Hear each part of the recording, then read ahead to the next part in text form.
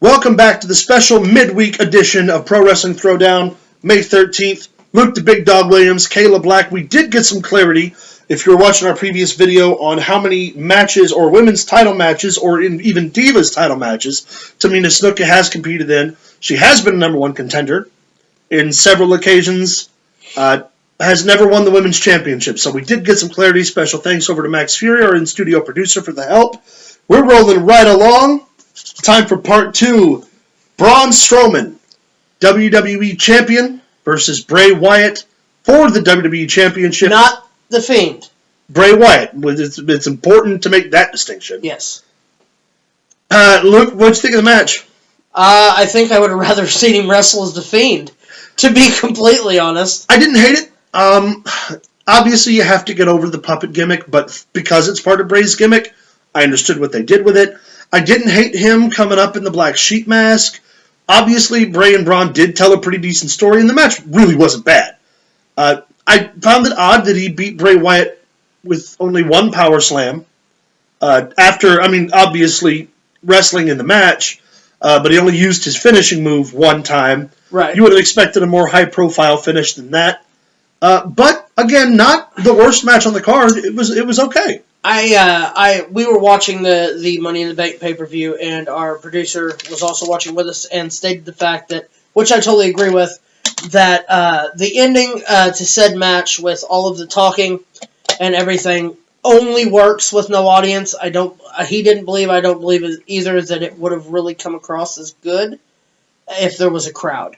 You wouldn't have been able to understand what they were saying. That I agree with, and you have to keep in mind, too, if they had a crowd, the match would have been built differently. Truth. So it did play well with not having an audience. That, again, it was the story. It didn't. Right. The story of their match was the story of the match, if that makes sense. Their history included. Again, I didn't hate it. I thought it was a good match. I think that finally we get to see Braun actually work as champion. Yeah. And we get to see some versatility in Bray Wyatt. Not relying on the lights and the special effects for the Fiend stuff. He can work anybody of any size, and that was very evident in his match against Braun. Yeah, I think it was a solid match on both sides. Like I said, I think I would have rather it been longer and a lot less dramatic. Yeah. But as far as the match, it was really solid. Bray, of course, him and Braun Strowman aren't done. No. It was a setup, I'm sure, for many more matches to come down. SummerSlam or whatever. So I'm gonna say a solid 3. Yeah, I'm gonna give it a 3.5. They're gonna get a thumbs up. Yeah, most definitely. Thumbs up out of Braun and Bray. Rolling into the Universal title match. Number 1 contender, the Monday Night Messiah, Seth Rollins, against the King of the Claymore, Drew McIntyre, defending. Great match. Solid. Great match. Again, another solid bout. Seth is so athletic and can take whatever Drew throws at him, vice versa. And the thing I like about Drew is that his size isn't a limitation. No. As it is with a lot of guys. He's very agile, very athletic. Really nice finishing exchange. I expected some more interference from maybe Buddy Murphy. Yeah, I didn't really understand why they didn't go that route. Yeah. They could have. But I think, again, that's another thing to try not to prolong it. I think it was more of a blow-off. Yeah. I think that the super kick Claymore exchange at the end was great. It was pretty. Right on the money. Have you ever noticed, I keep seeing it, Drew McIntyre can hit the Claymore standing, running, jumping, and again, I guess really the benefit of that is like the size of his legs, but it doesn't look like he just threw it and stepped into it. He always looked like it's a full contact kick. Yeah, it always looks like it's right on the money. And it's just a really, really nice kick, and I wouldn't want to take it myself. No, I think Seth Rollins, of course, did the heel role justice in this match. I do like the end of the match being the handshake, the hesitated handshake. The handshake. Even though, which, like I said, we'll get to the Raw results Saturday, really confuses me in the way that they're building his story. With everything up in the air. Yeah, with everything up in the air right now when it comes to whether or not he's going to be on TV or for how long. I'm interested to see where they're going to go with it. Yeah,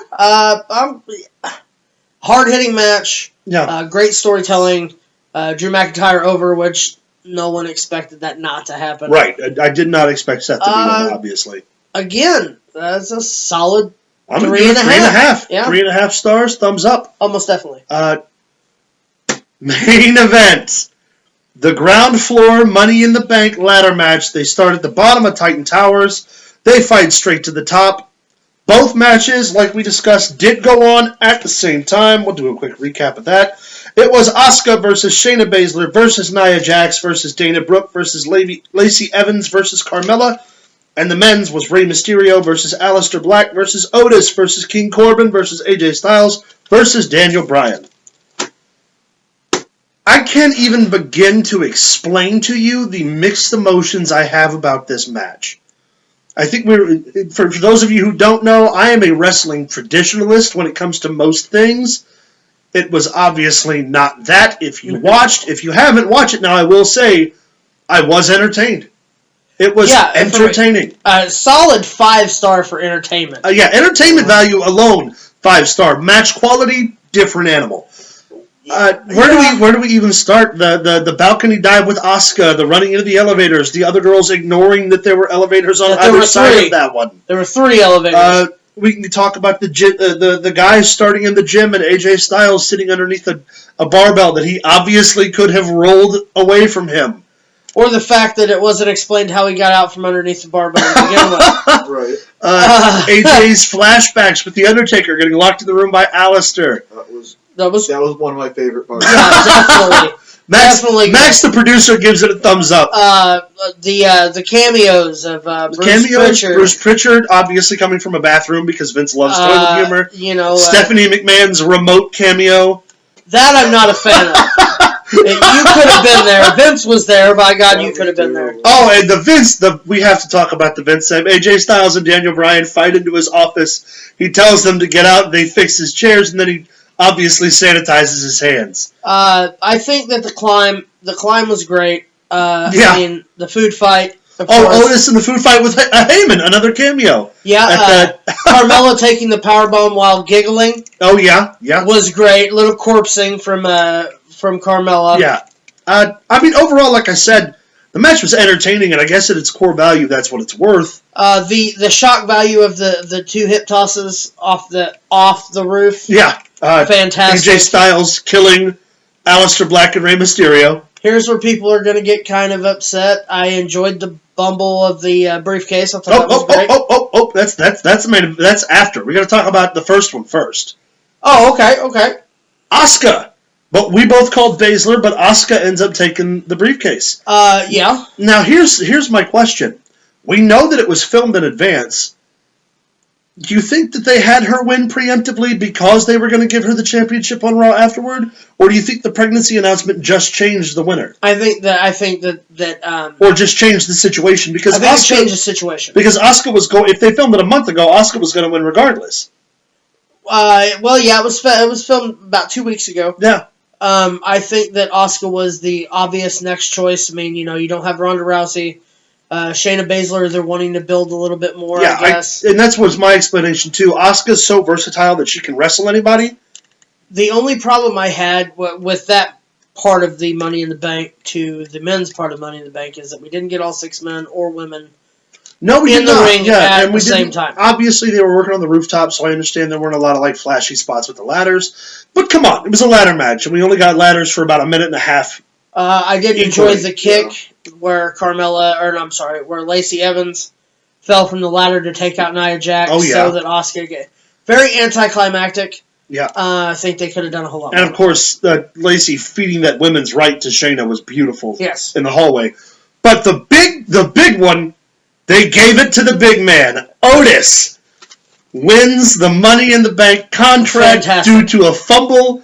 And if you follow the videos, that's what he and I both wanted to happen. We didn't think it would. They finally gave it to the big man. And he's so entertaining to watch. I'm excited to see what's going to happen. He's uber over. Is he going to do the tag team thing, or are they going to go a different way and have him cash in on the big one? I'm tuning in Friday just to find out what Otis is going to say. I'm going to go out on a limb, and I'm going to say that Otis... That's dirty. Right. That Otis is going to enter the Intercontinental title tournament. Yep. He's going to make it to the finals. He's going to lose. And then he's going to cash in. He's going to win it anyway. Well, We're going to keep an eye on that. That's going to wrap us up for our Money in the Bank recap. Remember to like, subscribe, leave us a comment below about what you thought about Money in the Bank, or sending us an email at prowrestlingthrowdown@gmail.com. As always, I'm Caleb Black. This is Luke the Big Dog Williams. We'll see you Saturday.